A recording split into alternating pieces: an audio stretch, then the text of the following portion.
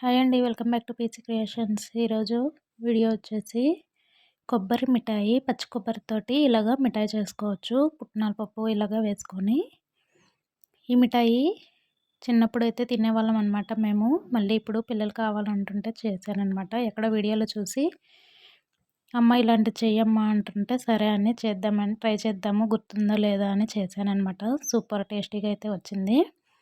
ఇప్పుడు ప్రిపరేషన్ చూసేద్దాము ఎలా చేయాలో. దానికోసమైతే పచ్చి కొబ్బరిని ఇలాగా సన్న ముక్కలైతే కట్ చేసుకున్నాను. చూసారు కదా, చాలా సన్నగా కట్ చేసుకోవాలన్నమాట. పచ్చి కొబ్బరి అయితేనే టేస్ట్ బాగుంటుంది, ఎండు కొబ్బరి అయితే కాదు. ఇలా కట్ చేసుకొని ఒక కప్పులో అయితే పెట్టేసుకున్నాను కదా. ఇప్పుడు ఈ కొబ్బరిని పక్కన పెట్టేసుకొని ఒక పాన్ పెట్టేసి మందపాటిది, అది హీట్ అయిన తర్వాత 4 టేబుల్ స్పూన్స్ అయితే నెయ్యి వేసుకున్నాను. నెయ్యి హీట్ అయిన తర్వాత ముందుగా కట్ చేసి పెట్టుకున్నాం కదా కొబ్బరి ముక్కలను అయితే యాడ్ చేసుకొని ఇలాగా తిప్పుకుంటూ,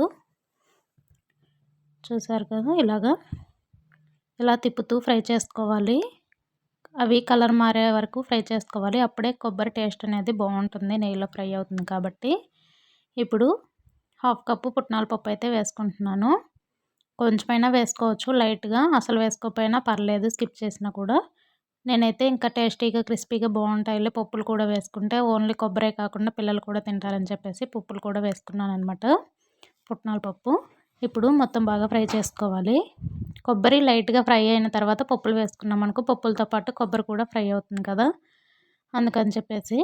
ఇప్పుడు పప్పులు కొబ్బరి ఎర్రగా ఫ్రై అయ్యే వరకు ఇలాగా తిప్పుకుంటూ ఫ్రై చేసుకోవాలి, వదిలేయకూడదు, తిప్పుతూ ఉండాలి మంటని సిమ్లో పెట్టుకొని. చూసారు కదా ఇలాగా. ఇప్పుడు కొబ్బరి అనేది చేంజ్ అయింది చూసారా, ఇలా చేంజ్ అయ్యే వరకు అయితే ఫ్రై చేసుకోవాలి, అప్పుడు టేస్ట్ అనేది బాగుంటుంది.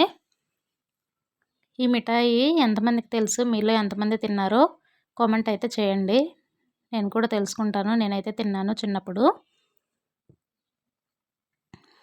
ఇప్పుడు ఇలాగ ఫ్రై చేసుకున్న తర్వాత 1 కప్పు కొబ్బరి అయితే తీసుకున్నాం కదా, 1 కప్పు పంచదార అయితే తీసుకోవాలి. కరెక్ట్గా కొలతలు కరెక్ట్గా వేసుకున్నాం అనుకో మిఠాయి అనేది పర్ఫెక్ట్గా వస్తుంది. ఇప్పుడు 1/2 కప్పు వాటర్ అయితే యాడ్ చేసుకున్నాను. మొత్తం అయితే బాగా ఇలాగ తిప్పుకుంటూ ఉండాలి, ఎందుకంటే ఇది పాకం రావాలి. కొంచెం మీడియం ఫ్లేమ్లో పెట్టుకున్నాం అనుకో మంటని ఫాస్ట్గా పాకం అనేది రెడీ అవుతుందన్నమాట.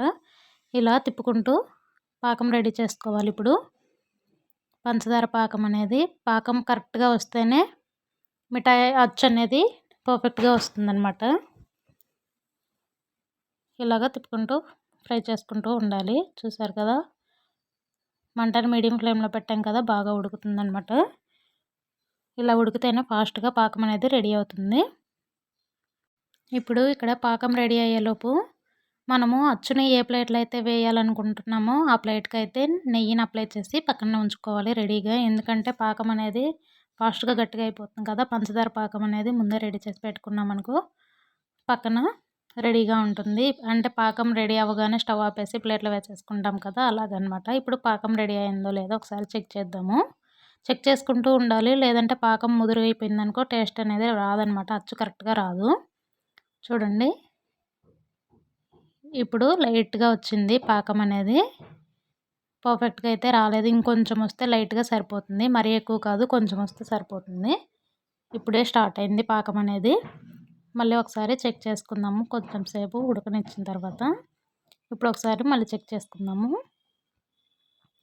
పాకం అనేది పర్ఫెక్ట్గా వచ్చిందా లేదా అని చూసుకుంటూ ఉండాలి 2 మినిట్స్కి ఒకసారి, లేదంటే పాకం అనేది ముదిరిపోతుంది, అప్పుడు అచ్చు అనేది కరెక్ట్గా రాదనమాట.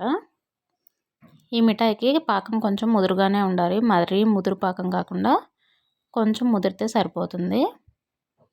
ఇంకొంచెం రెడీ అయింది కదా, ఇంకొంచెం సేపు ఉడకపెట్టుకుంటే సరిపోతుంది. ఇంకో 2 మినిట్స్ అలాగా ఉడకపెట్టేసి ఇలాగా, చూసారు కదా,